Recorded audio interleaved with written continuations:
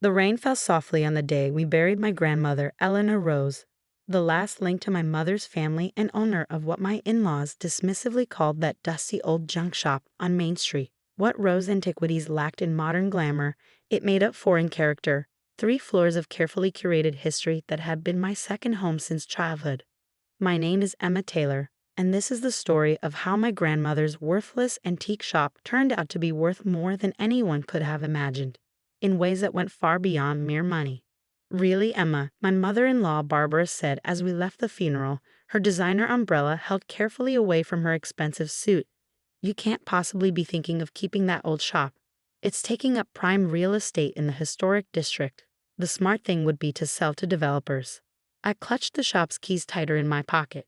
Grandma Eleanor had given them to me a week before she passed, along with a cryptic message I was still trying to understand. The real treasure isn't always what it appears to be, dear. Sometimes you have to know where to look. The shop stays, I said firmly. My husband Michael shifted uncomfortably beside me, caught as usual between his wife and his mother. But darling, Barbara persisted, you have a career in finance to think about. Managing a failing antique shop is hardly. I said no. My voice came out sharper than intended, drawing looks from other funeral guests. But I couldn't help it. The shop was all I had left of both my grandmother and my mother, who had died in a car accident when I was 12. Eleanor had raised me among those antiques, teaching me the stories behind each piece, training my eye to spot quality and craftsmanship. That evening, after the mourners had gone home and Michael had taken his parents back to their hotel, I went to the shop alone.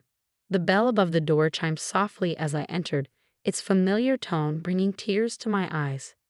Everything was exactly as Grandma had left it. The Louis XV chair she'd been restoring still sat in her workspace, the ledger still neat on her desk, the displays still perfectly arranged. I made my way to her office in the back, remembering all the afternoons I'd spent there doing homework while she worked. The old roll-top desk stood against the wall, its surface covered with papers and catalog references. As I began sorting through them, a leather-bound book caught my eye. It wasn't one of the shop's regular ledgers. This one was older, its pages yellowed with age. Inside, in my grandmother's elegant handwriting, was a catalog unlike anything I'd seen before. Each entry detailed not just items and prices, but complex codes and references I didn't understand. Some entries had stars next to them. Others have letters that seemed to correspond to nothing in the shop's inventory. "Oh, Grandma," I whispered, "what were you up to?" A knock at the shop's front door made me jump. Through the glass, I could see Dr. Marcus Chen from the university's history department, one of Grandma's regular customers and closest friends. "I'm sorry to disturb you, Emma," he said when I let him in. "But Eleanor asked me to come. She left something for you with me to be delivered after." He handed me an envelope, thick with what felt like a key inside. "She said you'd need this once you found her special ledger." My hand trembled as I opened it. Inside was indeed a key, old, brass, intricately carved, and a letter. "My dearest Emma, if you're reading this, then you've found my real inventory book, and Marcus has kept his promise to deliver this key. What I'm about to tell you must be kept secret for now. There are people who wouldn't understand what I've spent my life protecting. Rose Antiquities isn't just an antique shop. It's a safe house for some of history's most significant lost treasures. Your grandfather and I started this work in 1962, helping European museums recover artwork that had been stolen during World War II. Over the years, it evolved into something bigger. The coded entries in my ledger, those are the real items, hidden in plain sight among the regular inventory. The stars mark pieces that museums and collectors have been searching for decades. The letters correspond to their true provenance. But you have to be careful. There are people who have suspected what we do, the Carmichael family in particular. They've been trying to buy the shop for years, not for the real estate, but because they think they know what's hidden here. The key opens a hidden room in the basement. Take Marcus with you when you go down. He knows about some of the pieces, and you'll need his expertise to understand the full scope of what's there. I'm sorry I couldn't tell you this while I was alive. It was safer for you not to know. But you're ready now. You've always had the eye for it, even as a child. Remember when you spotted that fake Tiffany lamp at the Anderson estate sale? You were only 10, but you knew something wasn't quite right about the glass work. Be careful who you trust, and whatever you do, don't let anyone pressure you into selling. especially not the Carmichaels. All my love, Grandma Eleanor. P.S. That Louis XV chair I was restoring. Look under the seat cushion. The papers there will explain everything about the Vermeer. I looked up at Marcus, my mind spinning. The Vermeer? As in Johannes Vermeer? The Dutch master? He nodded gravely. Perhaps we should check the basement before we discuss this further. The walls here, they have ears. Just then, my phone buzzed. A text from Michael. Mom's insisting on coming by the shop tomorrow morning to help you catalog everything for the estate sale. I tried to tell her no, but you know how she gets. I looked at Marcus, then at the key in my hand. How long will it take to see what's in the basement? Several hours at least. Some of these pieces, they'll need careful documentation. Then we better get started. Barbara Winston isn't known for her patience, and tomorrow morning she's going to learn that her daughter-in-law's worthless inheritance is anything but junk. As we headed toward the basement door, I could have sworn I heard Grandma Eleanor's soft chuckle among the antiques. The real adventure was about to begin. The basement key turned with a soft click that seemed to echo through the silent shop. Marcus held the flashlight steady as we descended the narrow stairs, past the regular storage area I'd known all my life, to a section of wall that had always looked perfectly ordinary. Your grandmother was brilliant with hiding things in plain sight, Marcus said, running his hands along the wooden paneling. Most people never realize that this wall doesn't match the building's actual dimensions. The hidden door blended so perfectly that even knowing it was there, I barely saw the seam. It swung open silently, revealing a climate-controlled room that stretched nearly the length of the building. Oh my God, I whispered as Marcus found the light switch. The room was a museum-quality storage facility. Temperature and humidity monitors blinked steadily on the walls. Carefully labeled crates lined industrial shelving units. Paintings hung on specialized racks. Display cases held smaller items, each one tagged with the same coding system I'd seen in Grandma's ledger. Start with the chair, Marcus suggested. The Vermeer connection is significant. I found the Louis XV chair where we carried it down last week for Grandma's restoration. The cushion lifted easily, revealing a hidden compartment containing a thick file and what looked like original provenance documents from the 1940s. During World War II, Marcus explained as I read, many Jewish families in Amsterdam hid their valuable artworks before fleeing. One family had a Vermeer, a previously unknown work. They disassembled the frame, hid the canvas inside this chair, and sent it to America with other furniture. Your grandparents helped track down the family's heirs. But this documentation, it's about more than just one painting. Eleanor and Robert, your grandfather, they built a network. Museums, art historians, legitimate dealers, all working to recover lost art and artifacts. This shop became a safe waypoint. Items could be hidden here, documented, authenticated, and returned to their rightful owners. I moved through the room in a daze, matching codes from the ledger to items on the shelves. Each piece had a story. Ancient artifacts looted from archaeological sites, artwork stolen by the Nazis, cultural treasures taken during colonial periods. The Carmichaels, I said suddenly, remembering Grandma's warning. They know about this. They suspect Gregory Carmichael's father was involved in some questionable acquisitions. He's been trying to find evidence of lost pieces for years. That's why they keep trying to buy the building. My phone buzzed again. Another text from Michael. Mom's determined to come by first thing tomorrow. Says she's already called an estate liquidator. I looked at my watch. 11:30 p.m. How many people do you trust completely to help us document all this tonight? Marcus was already on his phone. I can have a small team here in 30 minutes. All vetted. All who worked with Eleanor before. The next 8 hours were a blur of careful photography, detailed documentation, and incredible discoveries. Dr. Sarah Williams from the Metropolitan Museum's Authentication Department arrived at midnight. Professor James Chen, Marcus's brother, from the Smithsonian joined us at 2 a.m. Each new finding left them more amazed. This Buddha statue, Sarah whispered, examining a seemingly modest bronze figure. It was looted from a temple in Myanmar in 1945.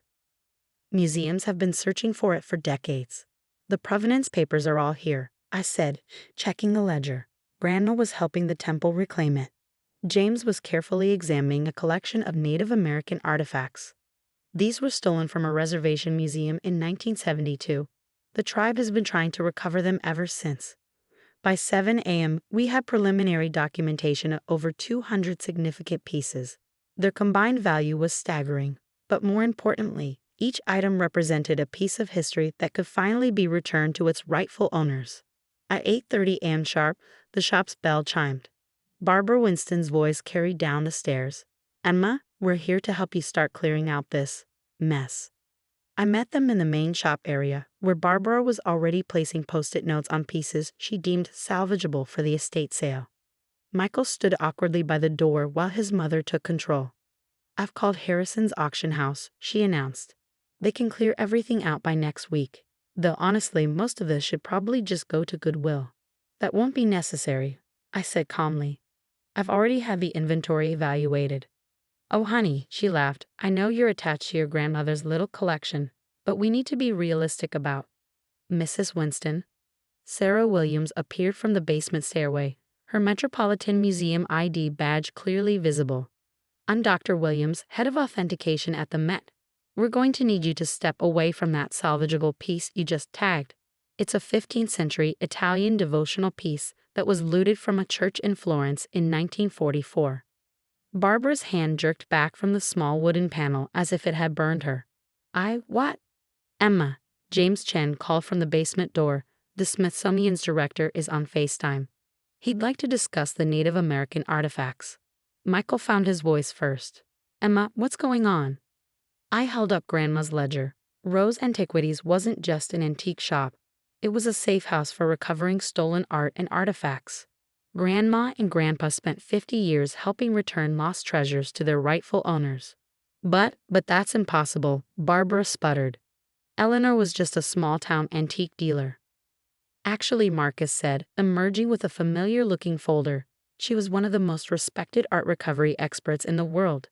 She just preferred to work quietly." He opened the folder, revealing newspaper clippings dating back to the 1960s, stories of mysterious recoveries of lost artworks, each one mentioning an anonymous American source.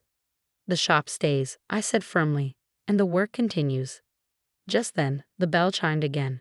Gregory Carmichael strode in, his usual air of entitled confidence firmly in place. "Ah, Emma, I heard about Eleanor's passing. I have some papers for you to sign. A very generous offer for the property." "Mr. Carmichael," I smiled, channeling a bit of Grandma Eleanor's steel. "I believe you know Dr. Chen from the Smithsonian. He was just cataloging some interesting pieces, including several that match the descriptions of items your father acquired under questionable circumstances in 1965. The color drained from his face. Beside me, I felt Michael step closer, finally understanding what side of history he needed to be on. The next few months transformed everything. The shop's public face remained. We still sold legitimate antiques to regular customers. But now Michael helped me manage the more complex operation below, carrying on Eleanor and Robert's legacy of returning lost treasures to their rightful owners. Barbara stopped coming by the shop. The one time she did visit, she happened to be there when we returned a medieval manuscript to a small monastery in France. The abbot's tears of joy as he reclaimed his order's lost treasure seemed to finally help her understand that some things are worth more than their sale value. Last week, I found a letter I hadn't noticed before, tucked into the back of Grandma's ledger. "Emma, by now you've discovered what Rose Antiquities really is, not just a shop, but a mission. Each piece here represents a fragment of someone's heritage, a part of history that deserves to go home." Your mother understood this. She was helping us research lost artworks when she had her accident. I couldn't bear to tell you then, but I knew someday you'd be ready to know, and to continue what we started. The real treasure isn't in the monetary value of these pieces. It's in the joy of a family reclaiming their heritage, a museum completing their collection, a culture restoring its artifacts. That's the true worth of what we do. Take care of our life's work, dear one. And remember, sometimes the most valuable things are hidden in plain sight. All my love, Grandma Eleanor. The shop still stands on Main Street, looking much as it always has. Customers still browse for vintage furniture and interesting curios. But now I understand why Grandma spent so much time in her office, making international calls in the middle of the night, why certain pieces would disappear without ever being sold, Why some visitors would leave with tears of joy after private meetings in the back room. Michael helps manage a legitimate antique business now, having left his corporate job to join me full-time. He has a good eye for it, though he still sometimes shakes his head in amazement when we unlock that basement door. Barbara tells her country club friends that her daughter-in-law does something with art recovery, making it sound as prestigious as possible without understanding the real scope of our work. That's fine. Like Grandma Eleanor, I've learned that sometimes it's better to let people believe what they want to believe. Yesterday, a young woman came into the shop clutching a faded photograph of a painting that had hung in her grandmother's house in Warsaw before the war. As I took her to my office and opened Grandma's ledger to check a familiar code, I could almost hear Eleanor's voice. The real treasure isn't always what it appears to be, dear. Sometimes you have to know where to look. Rose Antiquities continues its quiet mission, hiding history's lost treasures in plain sight until they can find their way home. And in my grandmother's old office, I'm teaching my own daughter about provenance, authenticity, and the true value of preserving the past. Some might call it just another antique shop, but we know better. After all, the most precious things often look ordinary to those who don't know where to look.